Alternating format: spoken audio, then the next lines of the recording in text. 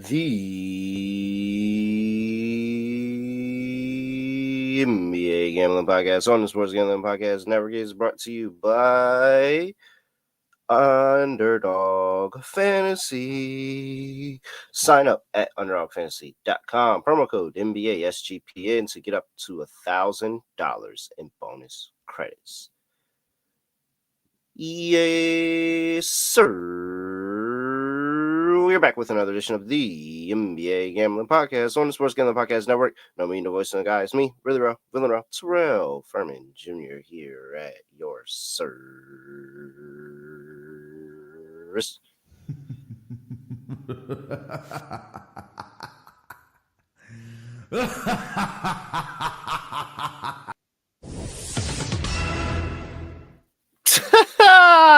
Don't you love starting off the episode? This is how I start the week, by the way. This is my first show of the week. This is how you start the episode. Breaking news. Damian Lillard, blood clot / conditioning, says he will play today against the Pacers. Scott Studio Reichel, it took one game of watching Giannis literally do it by himself. Nobody else decided to help Giannis out in that game. Maybe you could say Gary Trent Jr. You ask me, nobody else decided to help Giannis in that game. And Dame, it was only that one game of sitting on the bench and having to say, you lucky I'm not out there. I would give you a bucket. And Dame had enough. And he said, you know what? I'm ready now. Play me now. And here we are. Scott Studio Reichel. Scott, what's going on? Scotty, beat me up. Surprise. Yeah, can't complain. Happy to be back here for the Tuesday card. A bit weird. We only had 2 games on Monday, but the 2 games were very competitive. I know you're not too happy about the outcome of one of those games, but either way, the point is, we expected it, but still, you are a fan, so I think plus, you are plus a bit two and a half. Plus 2.5. Like I said, Knicks in 6. They had to drop a home game. This is actually this is pretty much best case scenario at this point for any chance of the Pistons to get 2 games, because you're just begging them to get one of the 3 games that they have next at home. They just need one. And they can potentially get more. Like, the Pistons are a pretty good squad. But, 4-2, what? Love it when the plan comes together. And this is according to plan right now. Game was pretty ugly. That's the way Detroit wanted it. And Cade was great. I thought Cade was the best player on the floor last night, even though Brunson did have a bunch of points. A lot of foul baiting, but, either way, point is Cade, I thought, had a very good game. And you just saw the Pistons just out tough the Knicks, as far as I'm concerned. Cat was horrible. He had 0 points in the second half. Main reason why the Knicks lost that one, but still. Either way, for my actual recap of the lock and dog, I did lose the lock with Westbrook over 4.5 rebounds. Pretty annoying. He had 4 rebounds halfway through the third quarter, and he finished with 4. Which sucked, but I did win the Clippers halftime full-time at plus 175, which was definitely a sweat. I hated watching that game with money on the Clippers, but it was a great game. Came down to the wire. Kawhi is just an absolute monster.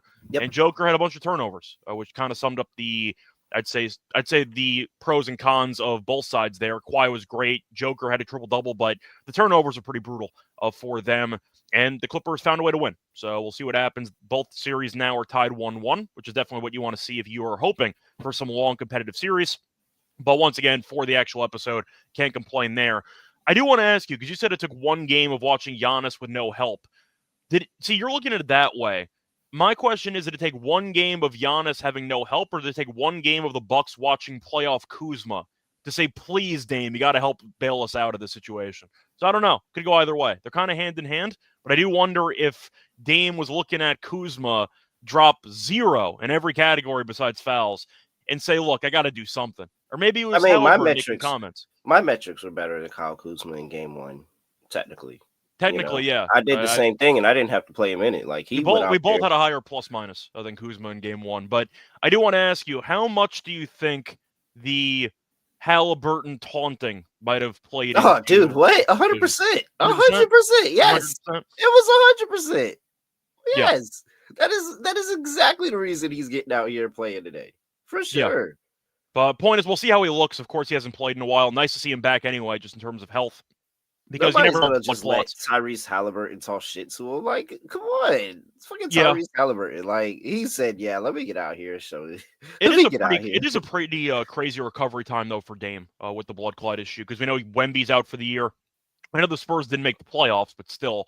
And of course, you have blood clot issues, which were the reason why Chris Bosh retired, I believe. So we've seen blood clot issues impact players in different ways.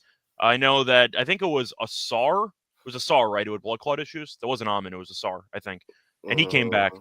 But either way, point is blood clots can be a bit scary. So I'm happy to see Dame back. We'll see if that can turn this series on a dime. But either way, the two games yesterday were ugly. They were physical. But you know what? It's playoff basketball. And it came down to the wire, and I was a fan of both games. Schroeder hitting the big three was kind of shocking there for Detroit, but nice shot by him. And you're looking at, of course, Kawhi, who went God mode and was able to really just carry the Clippers to a win. So once again, two competitive games, and hopefully we'll get three competitive games tonight. Let's see here. Any update? I mean, the Clippers series goes back to where it was at. What's the update on the next series? Is there anything interesting there? But the Clippers series is basically back to a push. Yeah, I know you had Knicks in 6. I had Knicks in 7. I thought the Clippers would smack the Nuggets, and maybe that's on the cards, but maybe it's just me because I know they won the game yesterday, and I know that we have a couple games to preview. I am so unimpressed watching the Clippers play playoff basketball, and it's really annoying to me because I recognized how good they were to end the regular season. But Mm-hmm. looking at these rotations and looking at just how Harden was insane in game 1, Kawhi was insane in game 2, and you're still in absolute dogfights with this inferior Nuggets team, it just feels like the Clippers right now just don't look the part of what I saw in the last month of the regular season. And I don't know if it's the rotation and the fact that they have so many non-shooters on the court now. Chris Dunn made some shots. He's not really a shooter. Ben Simmons is somehow playing minutes in the playoffs. You throw in, if you want to, Derek Jones Jr., who's also not a great shooter, and you throw in Bogdanovich, who's been an absolute zero the entire series. I think he has no points the entire series. And they're playing serious minutes. And Batum is one of their better bench players right now, and I feel like most people aren't high on him either. So the Clippers bench unit is kind of a problem, and I kind of want to see them give Amir Coffey more minutes because at least he can give you some, in my opinion, better shooting. Bogdanovich shouldn't be playing. He's giving them absolutely nothing out there. But I do want to ask you, because I know that we thought the Clippers were a much better team, and they got what they wanted. They stole home court back. Am I wrong in just thinking that the Clippers look so unimpressive over the first two games? I mean, I think that you could say that, but you got to think they're also going up against the Nuggets, which is still a playoff team. Like, it's not like they're doing this against the bottom of the barrel of the Western Conference. Then I could say something, but like they're having issues struggling from scoring because I think that the defensive intensity when you come into the second rotation of the Nuggets is way more than the first, and so they're getting tougher matchups. And they're just playing what they've been playing this whole time. Bogdanovich has been really, really good for them down the stretch. He found a series where he's not going to be able to score as often. And I think that's going to be on Ty Lue to be able to make that adjustment and be like, all right, maybe this isn't the Bogdanovich series, but maybe the next one is where he's going to give us 12 to 15 points every single game. And that's what he was doing down the stretch of some of those games. So I'm not worried about the Clippers. I think that it's a tough matchup against a tough team in a series with that from the first two games has had what max 220 points maybe each game. Like it's been a very very low scoring series, so I'm not concerned. I think the scoring to pick up, especially probably at home here when their role players play better at home, getting into their crowd. We said it already, Scott. There's nothing to change here. It's 1-1 going into the first home game in the Forum, 100%. 100% or Intuit Dome, whatever the fuck they call it now. But 100% all over the Clippers in the next game. I don't even have to be on that episode. I think I still am, but I could tell you now, there's probably nothing that's not going to tell me on the Clippers this game because I think the role players are going to play better at home, and we talked about the home environment that the Clippers are going to have in the playoffs. I'm just throwing it out there because Bogdanovich was something that I mentioned in the last show with Lonte. And just looking at Bogdanovich, though, we know that they acquired him from Atlanta. He's had a down year, but it was mainly for the outside shooting. And he's 0 for 8 from the floor. He has 0 points, 7 fouls, 5 turnovers. I just feel like at the end of the day, I understand the argument is he can help you stretch the floor, but he wasn't even looking for a shot in the fourth quarter last night. You can make the argument that good, You want Kawhi to shoot that instead because Kawhi was on an absolute heater. 15 of 19 from the floor in a road playoff game is absolutely filthy. But still, I just wonder if Bogdanovic is not going to be giving you that confident outside shot.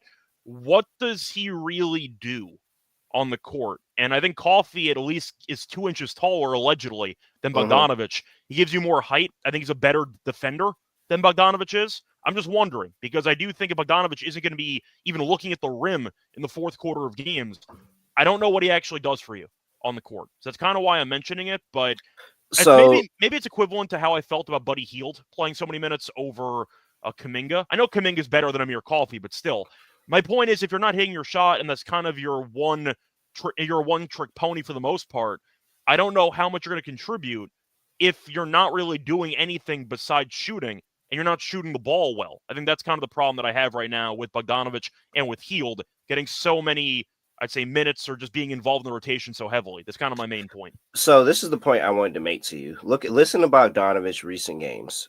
5, 2, 16, 19, 7, 12, 16, 5, 16, 8, 4, 2, 16, 20. Like, you're going to get those games. Now, does it look bad that it was actually a donut for back-to-back games? Yeah, sure. But you're going to have those games where he doesn't do anything. But then you have these 20, 16, 16, 16, like all of those. So, yeah, you just caught the first 2 bad games, Scott. That's it. I bet you next game, matter of fact, I'll even place a show bet on it. I bet you next game at home, he probably goes off and he has that 12 to 16 range again. And you're like, oh, see, that's what we needed. Like, he always has those couple of bad games. His shot doesn't fall. And then, Ty Lue, after the trade, has said, no, you're going to be a piece for us. So even if you don't have it shooting one day, 1 for 5 shooting some of these games, 2 for 7 from 3 some of these games, he's like, I don't care, still shoot it. You're always going to be like a piece for us. Like, that's kind of the thing, though, is that I like Bogdanovic as a player, but the problem is if the misses impact your confidence, and that's why you kind of stop looking at the rim, then you have some problems. Maybe that was just a crunch time thing. They wanted to get the ball to Kawhi. Everyone get the hell out of the way. It worked out. Maybe that was what happened. But Bogdanovic, when you're not actually even looking at the rim, I just don't really know what the point of you being on the floor is. And hopefully he turns it around because I like him as a player. But, of course, once again, Kawhi was great. That's all that mattered. But I'll put it this way, though, because Adam said he was worried about Norm. I'm not, because he was actually really good in the fourth quarter of the game last night. He was awful for the first, half. And then he had a couple floaters in the fourth quarter, hit the big three-pointer to put them ahead. I don't believe the Nuggets tied the game after that. So I think he put them up 103-100, I think, in that game. So Norm was not very good early on, but he was very good late. And I'll give Norm props because he made some floaters and he made a three-pointer that was massive at the end of the game. So I actually like how Norm closed, personally. All right. Hey, make sure you go check out the NFL draft show over there on SGPN live watch party for the entire round 1 of the NFL draft, featuring all of the hosts. I'll be up there very, very early in the draft, pick number 3. And potentially I'll be back at the end of the draft, but I don't think so. I think I'm actually going to be done after that. So make sure you go check it out. Scott will be up there as well. Tune in Thursday, 8 p.m. Eastern. Wait, that's 8 p.m. on Thursday? Really? Yeah. Draft is on Thursday. Yeah, I know. It took 7 months. We're finally at the draft. Yeah. I hate the NFL draft schedule, by the way. It's so horrible. WNBA season's over. Let's just get the draft in a week later. It's like, all right, great.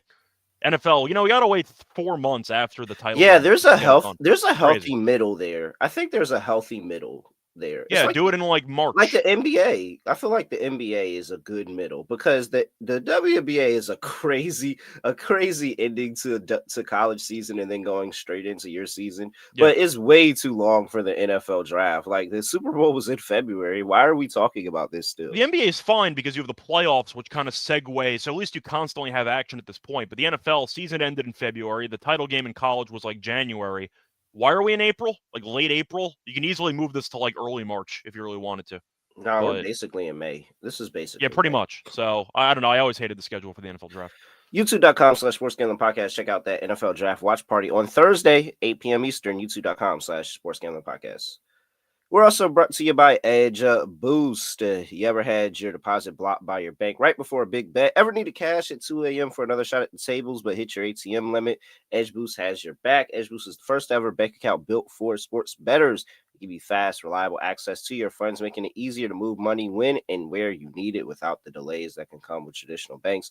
You can move up to $2,500,000 a day on your Edge Boost Visa debit card with unlimited withdrawals. This works 24/7 for instant deposits. Never wait for a wire to clear again. It gets better. Every time you deposit into a qualified gambling account, you earn cash back rewards up to 0.5%. All of this for no usage fees and no minimum balance. Edge Boost is a debit account that makes it easy to get started. No credit checks, no minimum balance, no usage fees. Simply verify your identity and you're ready to go. Edge Boost has a suite of responsible gambling tools to help you manage your bankroll and make informed decisions. What are you waiting for? Go to edgeboost.bet, promo code SGPN. That's edgeboost.bet, promo code SGPN. Sign up for Edge Boost today. We're also brought to you by MyBookie.ag, your place to bet every single sport, including the NBA playoffs and the NFL draft. Get down on some nice NFL draft props. And hey, just remember, when you're betting the NFL draft on MyBookie.ag, that analysts know nothing. They get it wrong every single year. My bankroll for the NFL draft starts by just fading every single recent tweet that Adam Schefter has. All of these guys know nothing. And they, Scott, Michael Penix was projected to be a second rounder last year. I watched the game against Texas. I immediately thought he was a top 10 pick. Michael Penix was projected to be a second rounder. He went top 10. And it's because the analysts know nothing. So everybody talking about Shedeur is going to slide. This person's coming up. Ashton Jeanty's going to the Raiders. Scott, if there's anything I can guarantee Ashton Jeanty's not going to the Raiders, because that's literally the only place. The Raiders and the Broncos. Those are the only two places that any other analyst has said that he's going. The Raiders and the Broncos. That's it. I promise you, he's going to neither. I believe Genty's now favored to go to the Raiders at 6. I think that's plus 135 now. So yeah, a lot of steam. We'll see what happens, but no, he's not going there. He's not, because they don't know anything. Didn't we spend the last 3 years talking about a running back should never go top 10 again? And then we're immediately going to put I love Genty. I think Genty's a phenomenal player, but the Raiders need a lot more help than running back. That's all I'm saying. They don't have a quarterback. How's a running back supposed to help? You know what my pick has always been, because nobody's been saying it, and every single time one of these running backs go off the board is to somebody that because nobody was calling Jahmyr Gibbs to the Lions. Be honest, nobody was calling Jahmyr Gibbs to the Lions. They were like, oh, they have all these options. Why are they doing this? Jacksonville has never made sense with anything they've ever done. Shout out to Brian Thomas, though. Good player. Shout out to Brian Thomas. You're right, though. And I think this is going to be the opportunity where they say, well, fuck it. I mean, we're going to be rolling with Goldilocks, so we might as well just give them a running back, so we have to stop giving Goldilocks the chance to throw the ball 50 times per game. Oh, man, dude, I could really see Jacksonville just fucking shit up and taking them at 4 and just being like, who cares? They could. I mean, you said the Raiders. It's going to be anybody but the Raiders. Anybody but the Raiders. I am telling you, that is not happening. The thing is, Brady's involved, and I'm not going to spend too much time on it because it's an NBA show, but I don't really know why you would draft Genty when you just got Geno Smith. Wouldn't you just fix the offensive line? I'd rather draft a tackle if I had to go for the Raiders. It's not going to be they're always wrong. That's just the only thing. They're always wrong. They're always wrong. They're never right about this. Mel Kiper is a weatherman with his job. He can be wrong every single year and still have a job. He's like us. We can be wrong and still have a job. It's okay, Mel Kiper. Admit it. Admit it. MyBookie.ag. Sorry for that rant. Very, very annoyed. They never know what's going on. It's crazy. It's crazy. They never know. Never. There are gambling experts that I would rather listen to about the NFL draft than them, because they're always wrong. Except with the easy stuff like Cam Ward, and then they go freaking victory laps. Easy deposit using lightning fast cryptocurrency. Lightning fast payouts with cryptocurrency over here. I'm over here all frustrated. I done gotten in my red. MyBookie.ag, promo code SGPN for 100% deposit match up to $1,000. Terms and conditions apply. It's MyBookie.ag, promo code SGPN.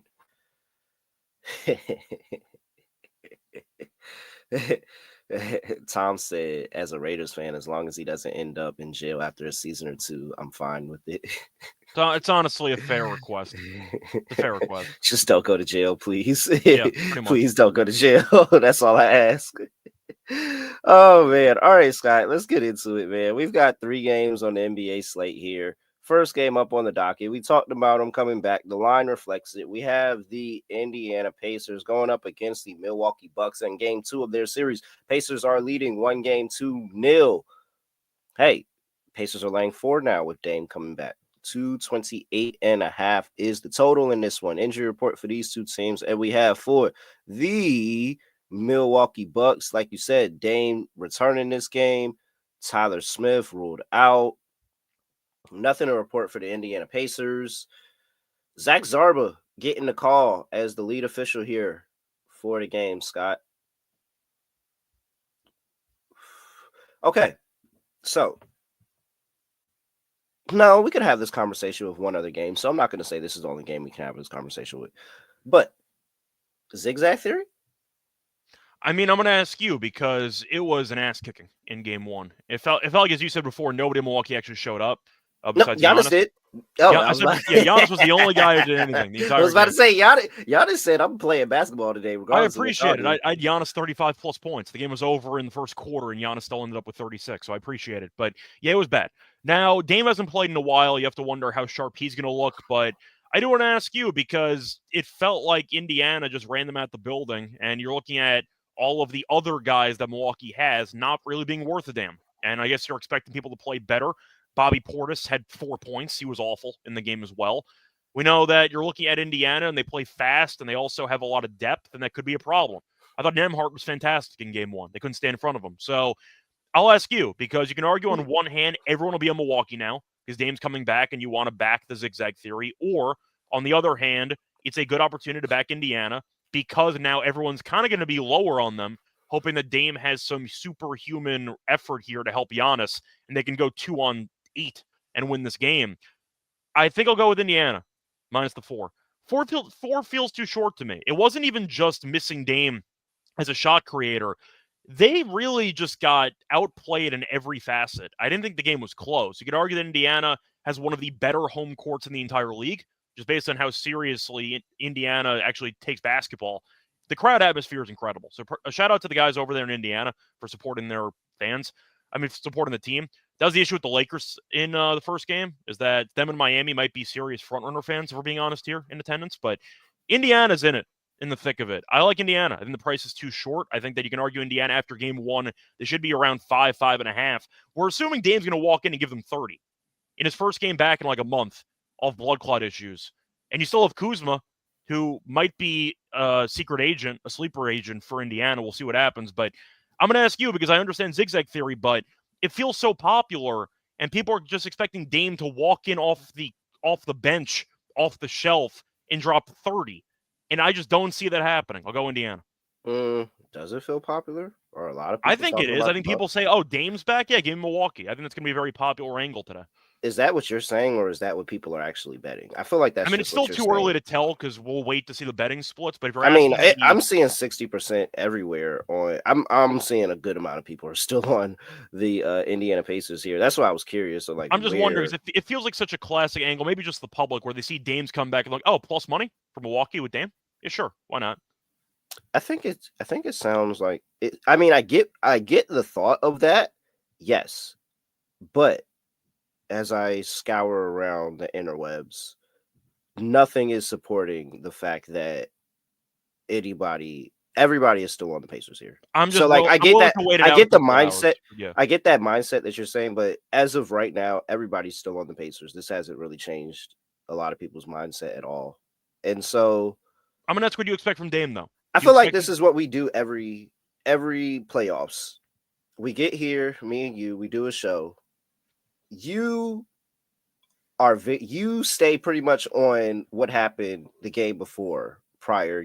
And then I am more zigzag where I expect to see adjustments and something else different happen. So for you, I pretty much already had it pegged in my mind you were going to be on the Pacers here. I'm on the Bucks because I dare the Pacers to show me an effort like that again. I dare the Pacers to get the perfect storm where the Bucks can't hit a shot, they hit everything, and it doesn't even exploit their defensive woes at all. So I understand everything you're saying. It was a very, very good game. And if this was the NCAA tournament, they would be on to the next round. But it's not. They have to make adjustments. And what I hope from either one of these coaches is that all it is that they are bad enough that they will fuck up whatever they had going right the first game at this point. So I'm taking the points. I'm taking the points with the Bucks. I think that it was a very, very much a perfect storm in that first game of a combination of Agent Kuzma, of the whole team not being able to do anything. It really wasn't anything impressive from the Pacers defense that I saw, but more of the Bucks just being unable to do anything with the basketball. I think we see more Brook Lopez in this game, which is going to really, really matter and help actually guard the painted area. I think they'll have more of an intention to guard the painted area this time around instead of just letting them get easy lanes to the basket every single line down. I think that everything went right for Indiana, and I will dare Indiana to let everything go right. Maybe they get the win, possibly, but if they get this win, this is definitely in a one-possession game rather than them pulling away here. I like the Bucks plus the points. I will take my shot on Bucks money line. I have not swerved from the series call. I still think that this is a close series that will go the distance, and so now's the chance for the Bucks still win at home or on the road. Yeah, I'll say this. I think that I am more likely to base my opinions on Game 2 as opposed based on what happened in Game 1 than you are. I know that you definitely like the zigzag theory more than me. I do think at the end of the day, though, when I'm looking at the spread, I think Indiana should just be favored by more. I feel like when you're looking at how Game 1 unfolded, yes, I know Dame's back that can throw some changes into things with rotations, etc. It felt like Milwaukee just had no answers for really anybody in Indiana's offense. I mean, Halliburton had an awful game.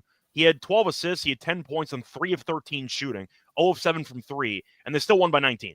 I feel like you're looking at Siakam, who I thought the Bucks couldn't guard. I thought Siakam was great, and it feels like Siakam might be the type of tweener that the Bucks have a hard time matching up with. You're looking at Nesmith, who I thought was solid with his actual defense in the starting lineup. I know that Turner had a solid shooting game. That is usually, a Jekyll and Hyde situation. So Turner might be awful tonight. We'll see. I think Nembhard was great. It just felt like Indiana. Yes, I know Milwaukee couldn't hit a shot, but I really liked the rotations defensively. I thought they gave some solid effort, and I liked their overall depth. I'm just looking at Milwaukee's bench right now, and you have a lot of guys that I'm kind of lukewarm on, and I might be generous when saying that. Portis was awful. I think he'll play better in this game. Connaughton played 1 minute, so I don't think he's going to be involved at all. Trent Jr. was solid off the bench. Kevin Porter Jr. we know can be very, very streaky, and he could have a really bad game against this backcourt defense. We'll see how he does, but I just feel like when you're looking at the overall rosters, Indiana's deeper. And Milwaukee feels so top-heavy that I'm concerned that if Dame is not going to look near his usual self, which he probably shouldn't because he hasn't played in a month, I just wonder how much Milwaukee is going to get from their supporting cast guys. And you could argue that veteran, I'd say, experience is going to play a factor because that'll help them bounce back in this hostile environment.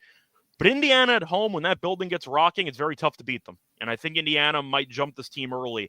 I'll ask you, though, for Dame, how good of a performance do you think Dame needs for Milwaukee to win this I don't game? think he needs that good of a performance. Like, he just needs the rest of the team to just wake up. Bobby Portis destroys the Pacers any other game, and then the game that he does absolutely look shit, they get destroyed. Like, this is Brook Lopez also has pretty good games. He played 21 minutes, and Doc completely stopped going to him. Like, that impacts how they look defensively.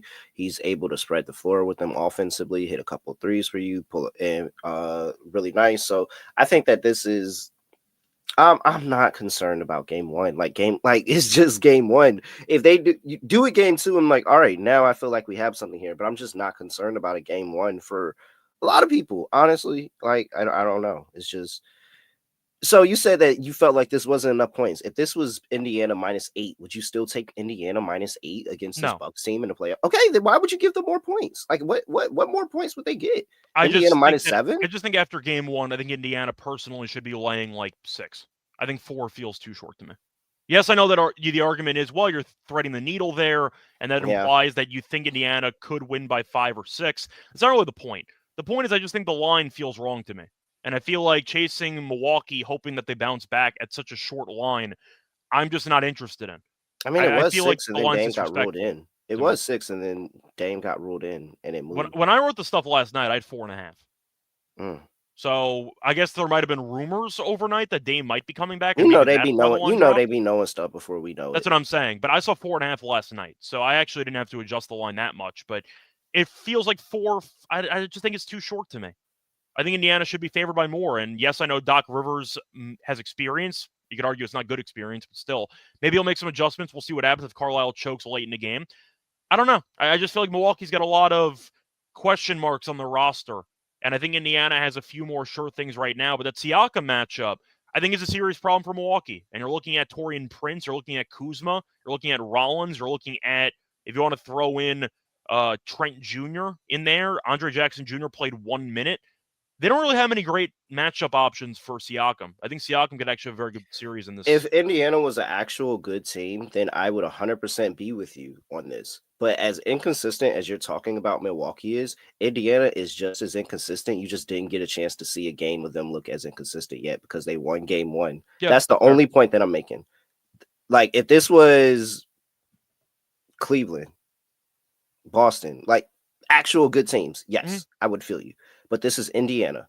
And the thing about Indiana is that there is this little gap of incompetence that is always there, and it's always going to happen. It's always going to show itself, and I just think it shows itself here today. They're That's still fair. inconsistent. Bucks are inconsistent, but Indiana's also inconsistent. This is perfect zigzag theory all the way to the end. Okay, fair enough. I hope it's a long series anyway, but I don't know. I feel like the line's a bit short. All right, let's see here. Totals at 228.5. Game 2 unders. Good. This, I don't know if this is the one that I want to test the game 2 under theory though. I don't know. I don't think I want to do the game 2 under theory on this. Well, one, right but now we're game 2-0 to the unders. unders. So Yeah, you're right. All right, game 2 under. But still, this is a tough one to want to. This is a tough one to want to do that with. well, I do want to ask you though, because if you're picking Milwaukee to actually win this game potentially outright, No, I think that they're gonna. You have. Oh, I feel like I know your question. I think they're gonna be able to score. Like I oh no, don't have. my question was actually just based on pace. I'm wondering if you think Yeah. Milwaukee's going to try to slow the game down, or if you think they're going to try to just ramp it No, up. they can and run. beat. No, they can do both. I think that's what is actually good about Milwaukee is because they have a chance to do both. Because when they bring Kevin Porter Jr. out there and he's locked in, oh, he pushes the pace up and down. He gets to the rim, to the basket. He sets up his team. It's like I actually quietly really like the Kevin Porter move. It just, again, Milwaukee is not consistent. So I could talk about him having a good game here, and then the next couple of days he'll have a bad game, and it's like, oh, I understand it. But like, if I get good Kevin Porter Jr. with this team, and I think I am here tonight because they were ass last time around, I think they're going to be pretty good, especially against the Milwaukee Bucks defense that can definitely give you some easy buckets inside the paint. Yeah, I think my main question I was going to ask you was, do you think the Bucks winning correlates with a certain script for the total?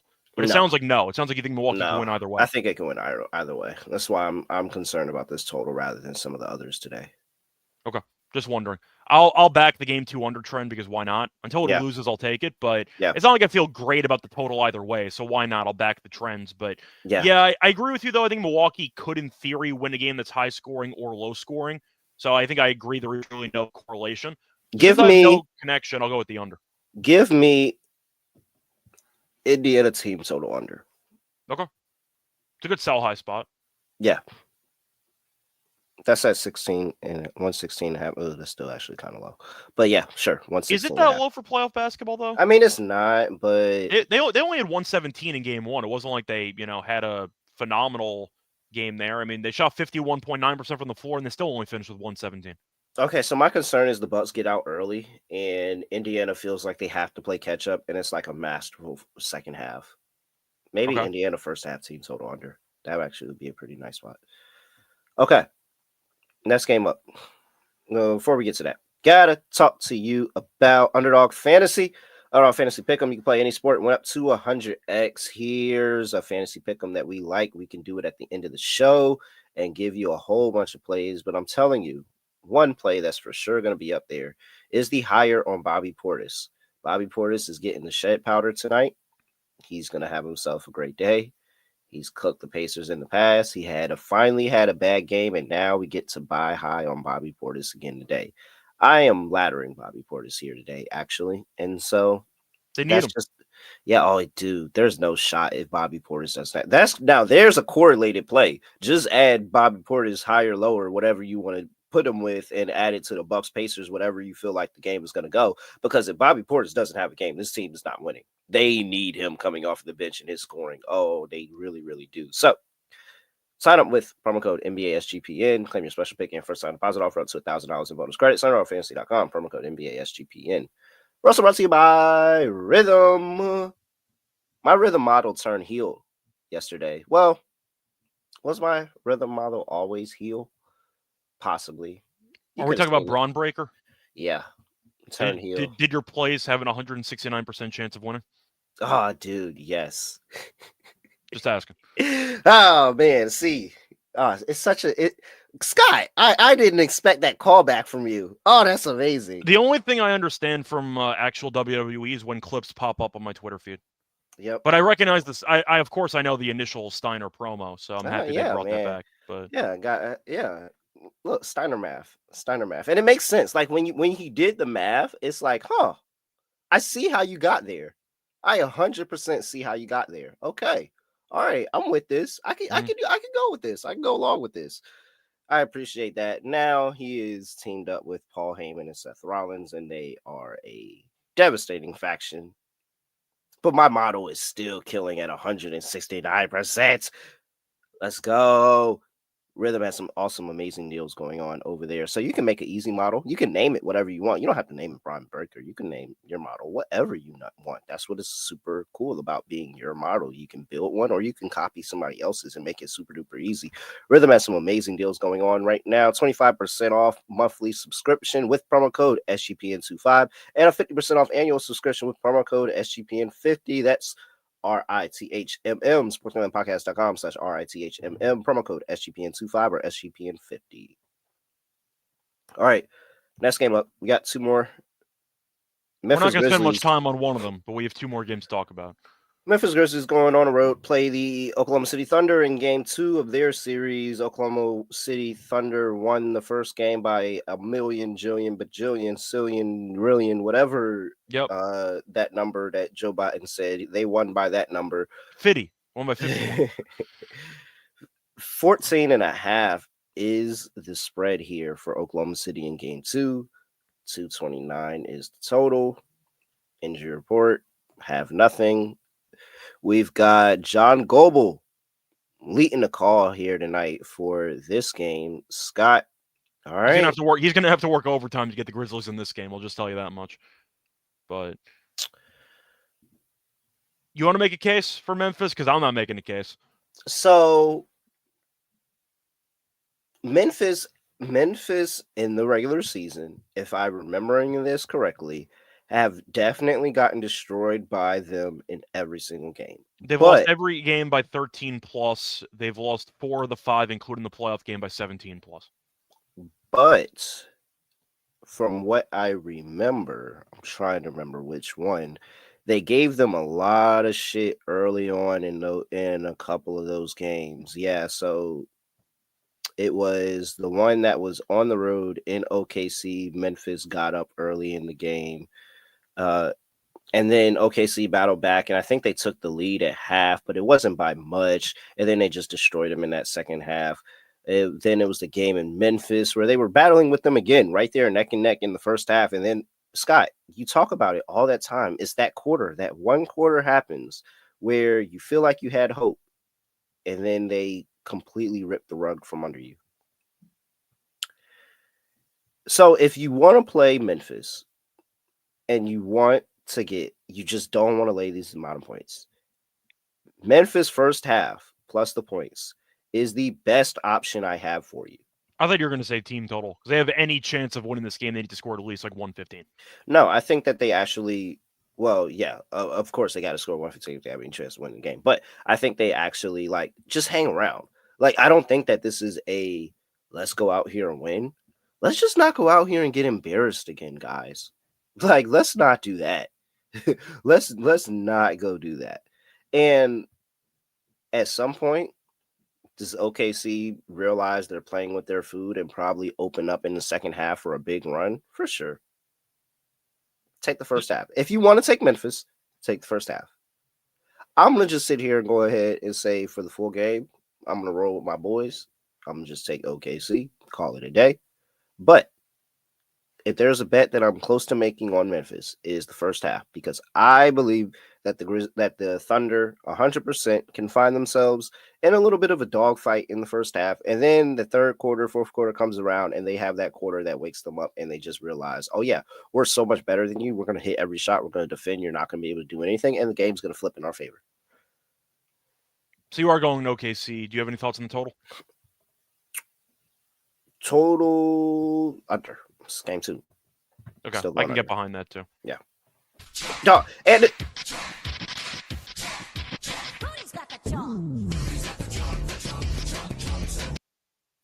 like we could take 20 points off of OKC's total last game and give it to the Grizzlies, and still be around this number. So I don't know what's worse though, like giving up 131 when Shea has 15 or scoring 80 in a playoff game. Really 77 because Bagley had a half-court shot. That's kind of why I'm asking. Like I feel like at the end of the day, I broke down game 1.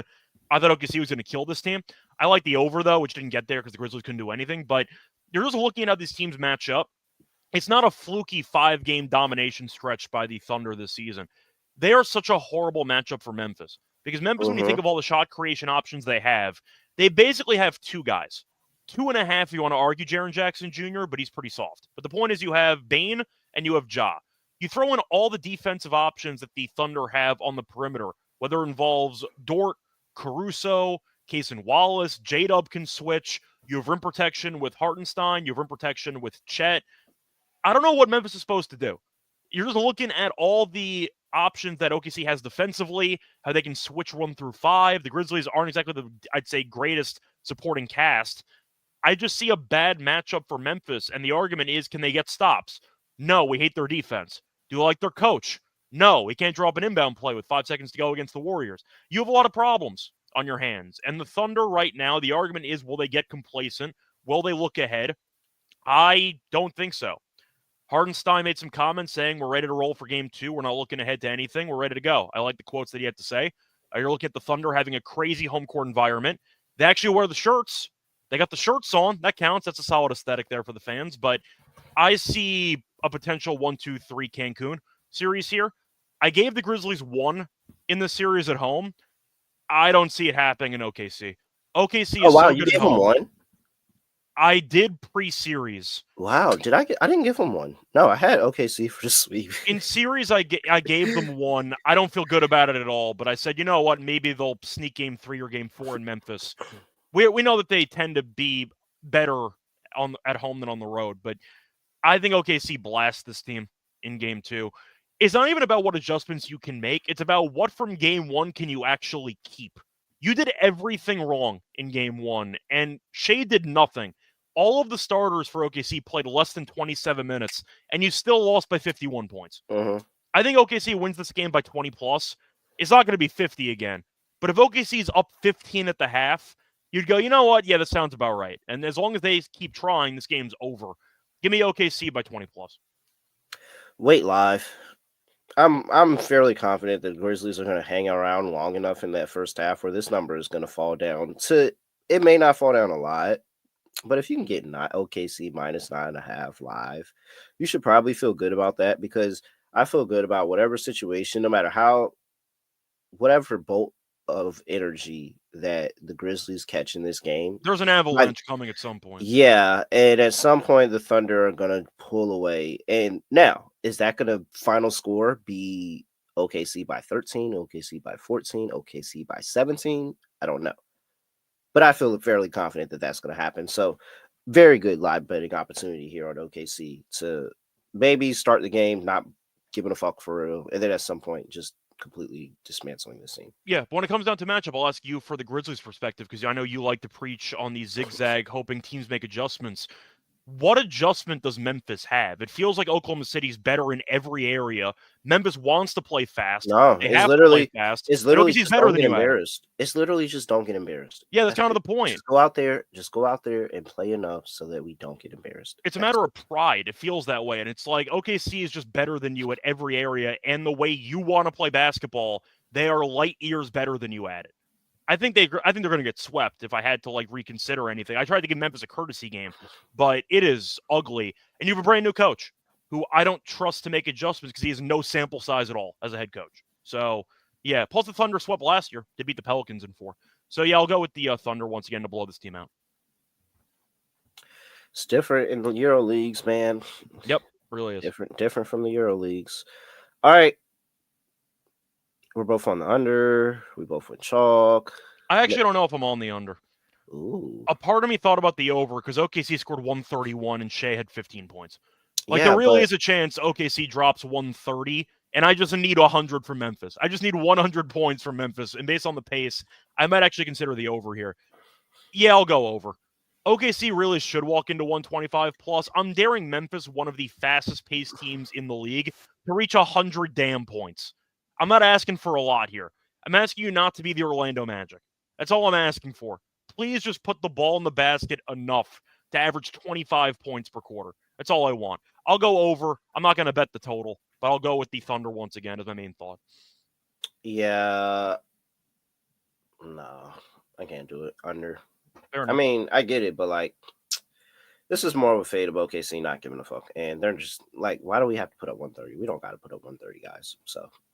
It's not about got to. I'm just hoping Shea takes it personally and drops 30 by himself because he's pissed. Yeah, but then he drops 30 by himself, and a bunch of those other guys aren't in rhythm, and they miss a couple more shots. Like, I can 100% see Shea still getting his in this game and the overall scoring going down. So I like the under here.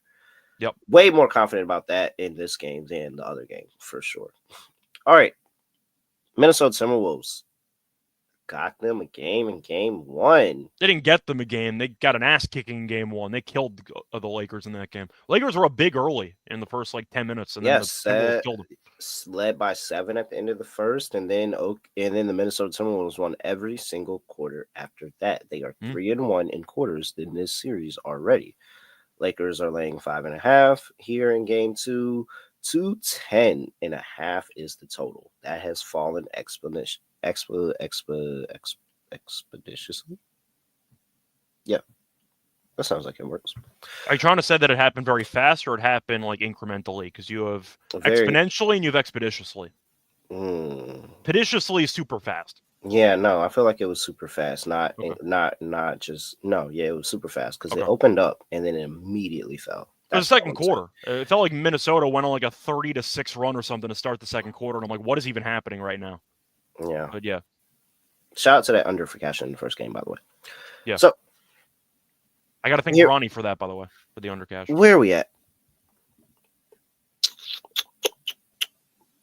Kleber's not playing for the Lakers. Rob Dillingham not playing for the Timberwolves. Ben Taylor, I just said Ben Taylor because he's a second official, but it's actually James Capers that has the lead call here tonight. Ben Taylor's the one who the Raptors were beefing with? In that one game where the Lakers had like 40. Oh no, it was Fred VanVleet. Fred VanVleet had some things. But I'm saying that was Ben Taylor though, where the Lakers had like 40 free throws, right? That was the Lakers involved in that game? I think so. Okay. Just keeping tabs here. You can play the X-Files music. You don't have to. I'm just wondering. He has a history of, giving the Lakers some free throws. I'm just wondering.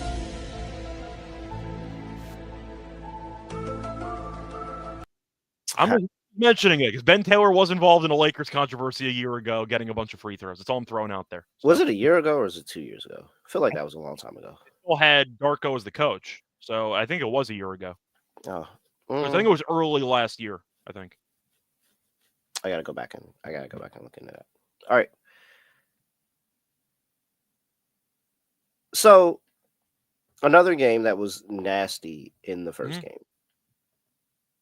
You can only expect a better effort here. Well, let's look at the series. What is the series switched to here? Hold on, give me a second. It's not a lot. I think Minnesota's like minus 130. I think. So we've got for the series Minnesota minus 150. To win the series, Lakers plus 125. Actually, pretty big jump. I think it was minus 130, and then it moved to 150. To go to minus 190 to plus 125, pretty significant size jump here. They are really, really buying into the Timberwolves and what they look like in game 1. I don't think I'm buying in as much.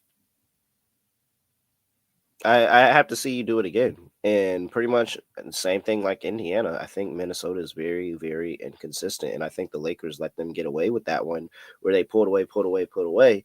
And they didn't get Minnesota in prime Minnesota collapse situation. Prime Minnesota collapse situation is putting them in a 2-possession game with 3 to go, 4 to go, something like that, making them really, really put pressure on them in the final minutes of the game. And they didn't do that here. Minnesota was too big. They were out physical, and the Lakers really didn't have a response for that outside of Luka ISO and just being able to score. Nobody else was really able to get going there.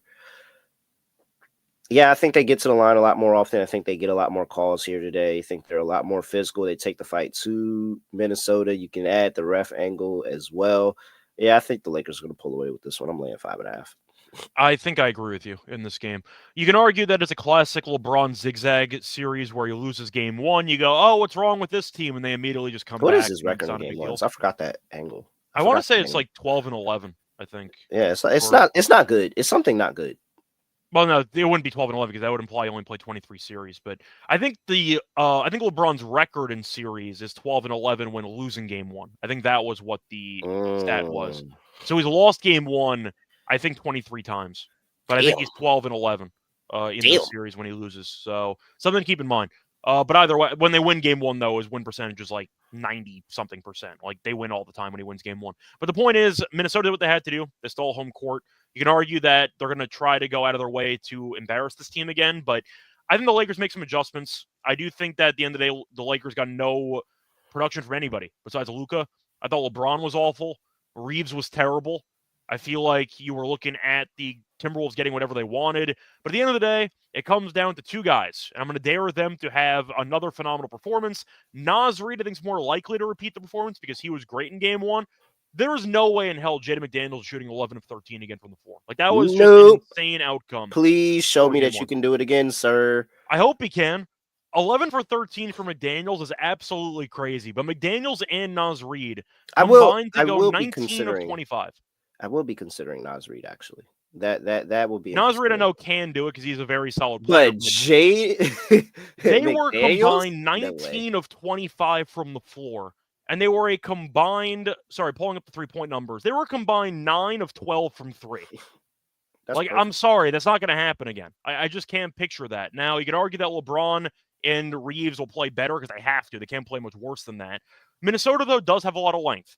And Ant looked really good as the game went on. He left the game a bit early because he had cramping, came back, and he immediately hit a midi, and that kind of put the Timberwolves back on track.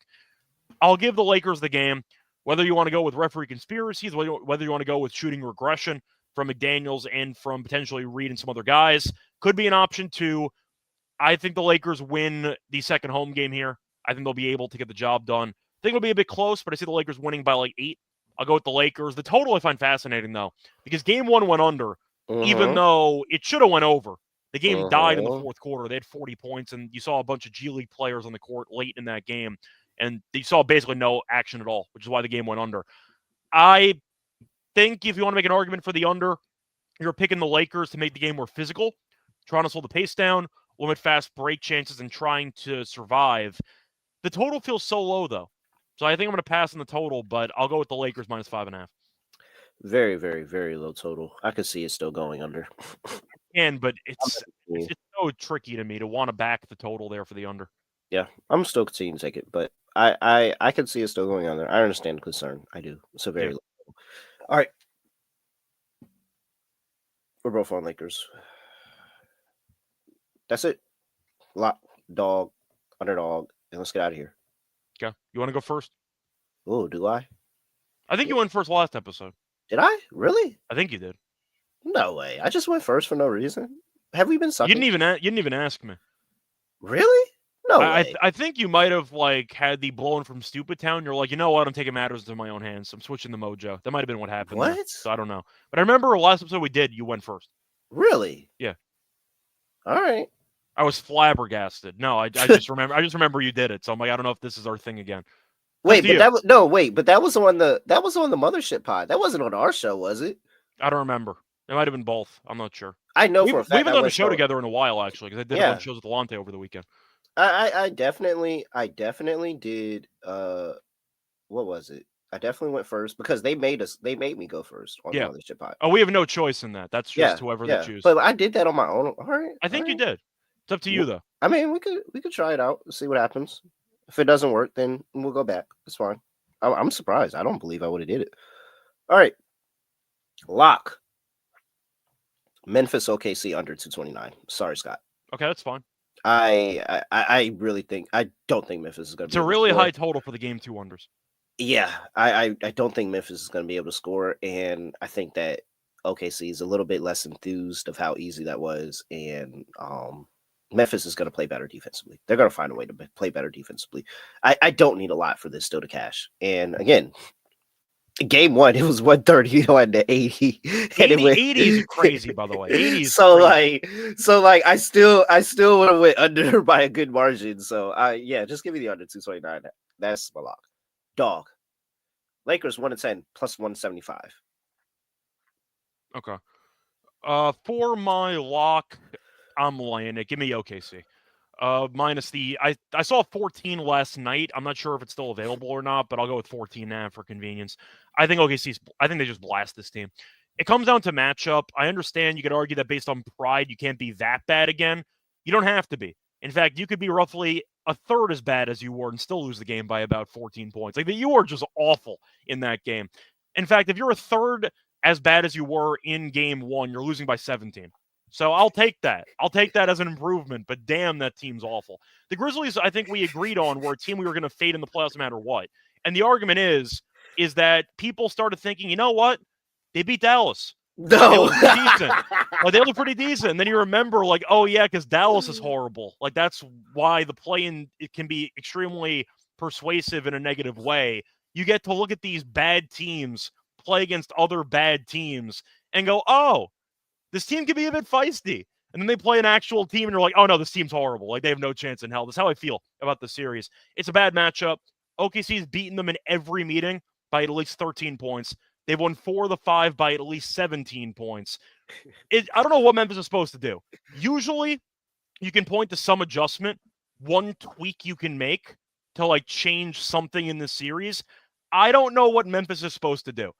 Shea did nothing. They benched all the starters after 26 minutes, and you still lost by 50. It's a bad matchup. You cannot match up with the personnel. OKC is better in transition than you. They're better depth-wise than you. They're much better at defense, and you have no Wells. So you have nobody who can guard on this entire team.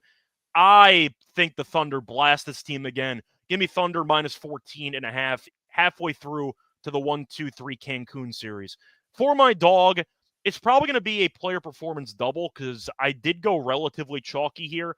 I think the Lakers win. I thought about Lakers 1-10, but the refereeing can get so out of hand that maybe the Lakers find a way to win this game by double digits. I think I might go back to maybe the Pacers, and I think I'm going to go with something that's pretty, I'd say, simple, but I'll go with it anyway. I'm picking you know what? I'll go with rebounds for Giannis because I do think he'll end up having a solid rebounding game. For the rebounding here, I will go with the Pacers spread. I'll take the 4. But I will also throw in Giannis. Actually, I can't do that. It's not a big enough plus money. I'll go with Giannis over 10.5 rebounds. He had 12 in game 1. But give me Giannis over 10.5 rebounds with Pacers minus 4. That's plus 170. All right. Oh, wow. I mean, I guess this is breaking news. Joe Mazzulla said Jason Tatum is considered day-to-day with a wrist injury. You know, that's actually so much funnier because he was yelling at Tatum to get up off the ground when he was injured, right? Yeah. That is pretty funny. But told him to stop being a little bitch. Pretty much. See, that's if I'm Orlando, me personally, I would not take that level of disrespect because you basically just said we don't need Tatum to beat you in the series, and I feel like that would be extremely offensive. Mm-hmm. You know, like, oh, you know, we beat them anyway. We didn't have to do anything. They scored 50 points besides Boncaro. Tatum? No, why don't you just take a day off? We don't need you. It's fine. We're good. I'm very curious if these, because now you got Brown with the knee. I mean, I'm sure the wrist isn't really much of anything at all. I think he's going to play anyway, to be clear. Yeah. Like, I'm sure the wrist isn't much of anything at all, but like, Boston looked in game 1 and said, listen, if we somehow score 90 points, we're beating you anyway. So Tatum, Brown, we're good. We can figure this out. Yeah. make it work. All right. Let me see. I like the What else? under in game 2 of that series. I'll tell you that much. What else we got here? What else we got on the docket? Underdog Fantasy. What are we doing? So for Underdog, I'll ask you because I feel like we can go a couple of ways here. The Thunder is going to be very tricky for player props because if they route this team, they might bench everyone again in the fourth quarter, and I don't want to deal with a bunch of garbage time stuff. Well, Bobby Portis points higher is going in there. Okay, I'm fine with that too. So let's get that on the card. It's at 10.5 higher, 0.94. Oh, they don't have anything else till you get to 15. All right, we'll just go with 0.94. But I was looking for like 11.5, 12.5 at 0.12 or something like that. But you have to go all the way up to 15 at 0.176 or something like that afterwards. We'll just go with the 10.5, 0.94. That's just going to be a free square. So. Okay, so I have a dangerous idea because it is pretty, once again, it's pretty dangerous because LeBron has not really done it recently, but we are picking the refs to play a factor, and LeBron was awful in game 1. I know Luka's been an insane first quarter scorer recently, but LeBron first quarter points are at 4.5. Like, he was awful in game 1. Are we picking LeBron to just show up like a bull in a china shop and just get downhill the entire game? Because 4.5 first quarter points is kind of crazy. I understand he's been bad early in games when it comes to scoring. Are we picking LeBron to at least showcase a bit of aggression early on, or do you think that's a bit too dangerous? No, I could see him being aggressive. I see the risk there for sure. Yeah, the hit rates have been horrible lately for LeBron. Like, I'll admit it, but 4.5, But I mean, I think he's got to play better.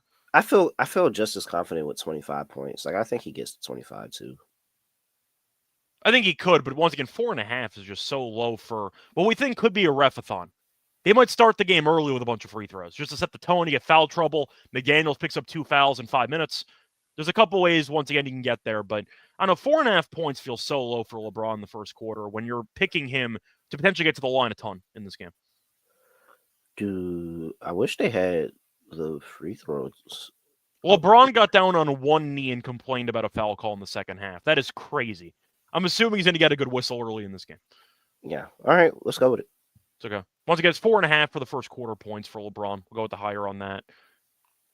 And is there anything you wanted for any other games? The Thunder game is so tricky unless you want to go for a lower, because I don't really know who I'm supposed to trust in that game to play serious minutes and to do anything, unless you want to fade a Grizzly. No, not Okay. in the Peyton Grizzly. We could go. Let's throw TJ McConnell in there. Okay. He had a really good game, and I think he's going to have more. I took his higher points, rebounds, and assists. Last game it was at 10.5. It's at 13.5 now. Yeah. If you want to go for his points alone, that's 7.5. Assists are at 3.5, but pretty heavily juiced on Underdog, so I don't know if we could actually get away with that. Yeah. Let me Points see. Points and assists at 11.5. You want to go with that? That's what I was thinking about, because I don't know how many rebounds you'd actually grab. All right, there we go. Yeah. So we have what the heck? When did Underdog? Got logged out again? No, they tried to make me take Bobby Portis higher 21.5 points. That's a Now very I have to play it, move. but now I have to play it because it's It's a sitting sign. here. So I'm gonna have a little bit something going on to Bobby Portis 21.5 today. But all right, here we go. We have LeBron James. Well, no, let's not start with that one. We have Bobby Portis higher. It just did again. What the fuck? Oh, Okay. I guess this is no. It's just a glitch. It's fine. Okay. Bobby Portis higher 10.5 points. We have TJ McConnell higher 11.5 points in assists, and we have LeBron James higher 4.5 points in the first quarter. Add that all into Underdog Fantasy and shake it up, and you're going to get 5.64x. $100 gets you $564 over there at Underdog Fantasy. Make sure you use that promo code NBA SGPN. Scott, anything else for people before we get up out of here? No, not really. Should be fun. I'm trying to remember who's doing the games tomorrow. Am I off tomorrow, actually? I wrote it down. Let me just quickly check this. So you are with Lonte tomorrow, so I get the day off. So we'll be back again on Thursday. But once again, hopefully the games tonight are good. With that, he's at Reichel Radio. I'm at really real __. Make sure you give us a follow. Make sure you like the video, please. Like the video before you get up out of here. 76 people watching. And best of luck to you all in all of your playoff bets for today. With that, that is it. I have nothing to say, nothing else to do. No other way of video podcast. Just gonna like this. We are out of here.